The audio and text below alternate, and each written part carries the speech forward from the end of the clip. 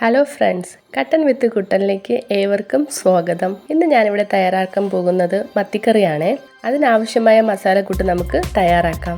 അതിനുവേണ്ടി ഞാനിവിടെ എടുത്തിട്ടുള്ളത് 2 ടീസ്പൂൺ കാശ്മീരി ചില്ലിയും 1 ടീസ്പൂൺ മല്ലിപ്പൊടിയും 1/2 ടീസ്പൂൺ മഞ്ഞൾപ്പൊടിയും ആവശ്യത്തിന് ഉപ്പുമാണ്. ഫ്ലെയിം ഓണാക്കി ഒരു കുഴിവുള്ള പാത്രം അടുപ്പിൽ വെച്ചതിന് ശേഷം അതിലേക്ക് 2 ടേബിൾ സ്പൂൺ ഓയിൽ ഒഴിക്കുക. ഓയിൽ ചൂടായി വരുമ്പോൾ അതിലേക്ക് കുറച്ച് കടുകും കുറച്ച് ഉലുവയും ഇട്ട് കൊടുക്കണേ.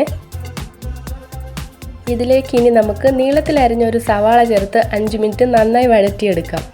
പച്ചമുളക് 2 നീളത്തിൽ അരിഞ്ഞത്, വെളുത്തുള്ളി 4 അല്ലി, ഇഞ്ചി കുറച്ച്, ഇവയെല്ലാം നീളത്തിൽ അരിഞ്ഞ് ഇതിലേക്ക് ഇട്ട് കൊടുക്കാം. ഒരു 2 മിനിറ്റ് ഇതിൻ്റെ പച്ചമണം മാറുന്നത് വരെ നമുക്കൊന്ന് ഇളക്കി കൊടുക്കാം. ഇനി ഇതിലേക്ക് മാറ്റി വെച്ചിരിക്കുന്ന മസാല ചേർത്ത് നന്നായിട്ട് ഇളക്കി കൊടുക്കാവേ.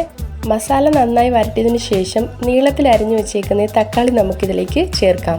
ഈ മസാലക്കൂട്ടില്ലേ ഒരു പേസ്റ്റ് രൂപത്തിലാകുമ്പോൾ അതിലേക്ക് നമുക്ക് 1/2 ഗ്ലാസ് വെള്ളം ഒഴിച്ച് ഒന്നുകൂടി വഴറ്റിയെടുക്കാവേ. ഒരു 5 മിനിറ്റ് കഴിയുമ്പോൾ ഇതിലേക്ക് 1 ഗ്ലാസ് വെള്ളം കൂടി ആഡ് ചെയ്യാം. ഇനി ഇതിലേക്ക് ആവശ്യമായ കുടംപുളിയും കറിവേപ്പിലയും ഇട്ട് മൂടി വെച്ച് ഒരു 10 മിനിറ്റ് തിളപ്പിച്ചെടുക്കാവേ. നന്നായി തിളച്ച് കഴിയുമ്പോൾ കഴുകി വൃത്തിയാക്കിയ 1 കിലോ മത്തി ഇതിലേക്ക് ഇട്ട് കൊടുത്ത് മൂടി വെച്ച് നമുക്കൊരു 10 മിനിറ്റ് വേവിക്കാം. നിങ്ങൾ എന്ത് ചെയ്യുക, മൂടി തുറന്ന് ഈ മത്തിക്കറി നിങ്ങൾക്ക് സെർവ് ചെയ്യാവുന്നതാണ്. അടിപൊളി മത്തിക്കറിയാണ്.